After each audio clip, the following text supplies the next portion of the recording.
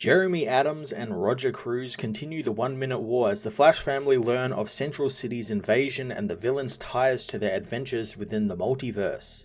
Jeremy Adams continues building out the 1 Minute War by focusing on the Flash family aspect and how they are the only ones who can respond to this threat, which, as the title for the event suggests, are invading, mobilizing, and taking over the entire city in the span of a minute thanks to classic Speed Force shenanigans. Adam also builds in some pretty cool contingencies which stop the heroes from doing stuff like just going back in time with the Speed Force, revealing more about the villains and their ties to the Speed Force and how they too use it, and them using it in this invasion is kind of clogging up the Speed Force and using too much of its processing power to allow the speedsters to use it to go back in time. So I think that's kind of an interesting way to shoo away the whole time travel thing that comes with the Speed Force. It's also a really unique way to use the Speed Force. It's different from characters like the Reverse Flash or Savitar and how they use it. The family also all get their moments to shine this issue as they try and piece together what exactly is happening, tying it back to Jesse and Max's adventure during Dark Crisis, and then a fun little cliffhanger ending, maybe even the Dark Multiverse, with the introduction of a character who bears a striking resemblance to the Batman Who Laughs. So it's possible this could be some sort of iteration of a character we know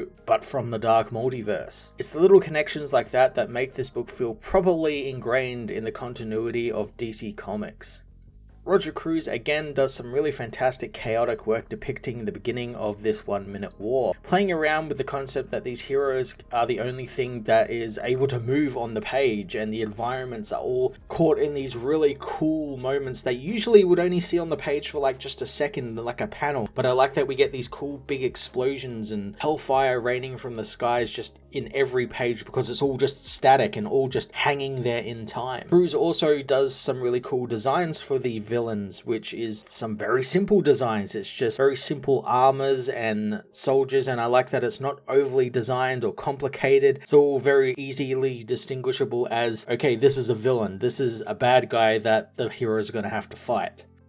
The Flash issue 791 built out more of the rules for the 1 Minute War, briefly revealing some of the villains' origins and motivations of why they are doing this, while never forgetting to make the Flash family the focus of the issue. I'm going to give this issue a 9 out of 10.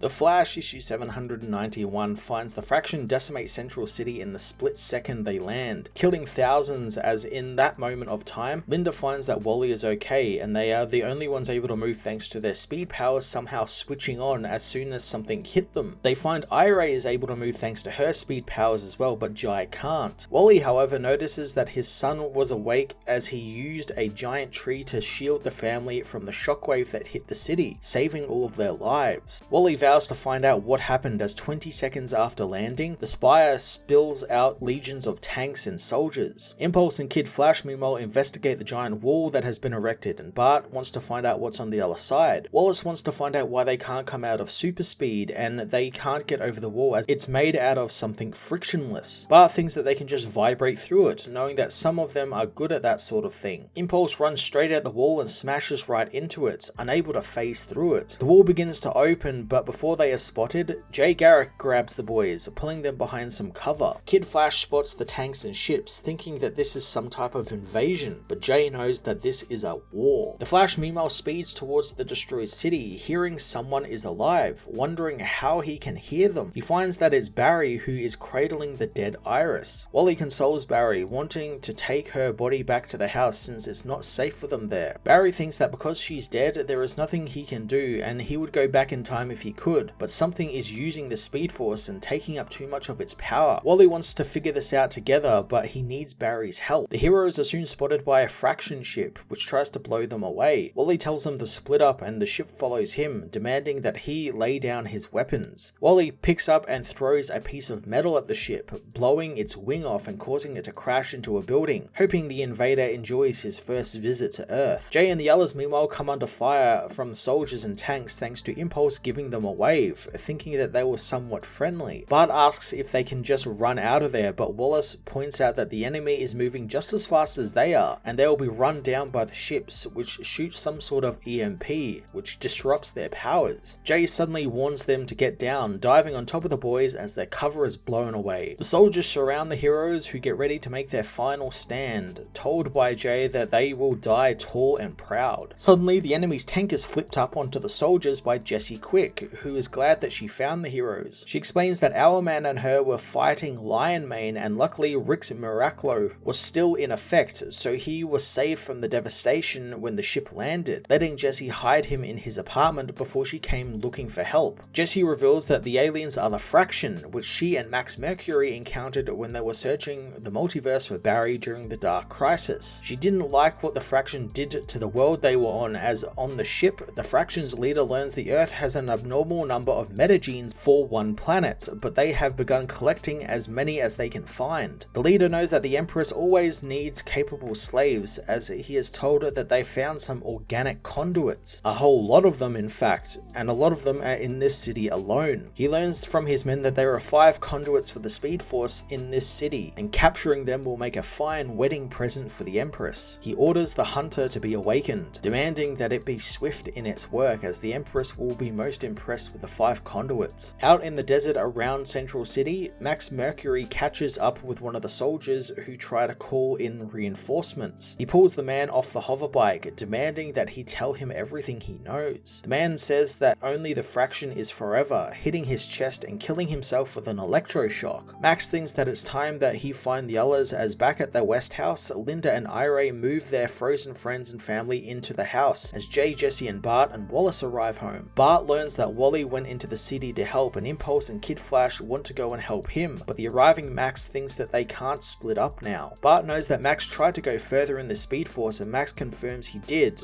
but then he felt something, but we'll talk about that later. Ira spots Wally outside as Wally and Barry return home with the dead Iris. Jay offers to take Iris since Barry has carried her for too long, but Barry silently takes her inside, knowing that he didn't carry her long enough. On the Fraction's ship, Odium is ordered to release the thing they captured on the Dark World. A heavy locked door is opened, and Miss Murder is free to kill in the name of the Fraction.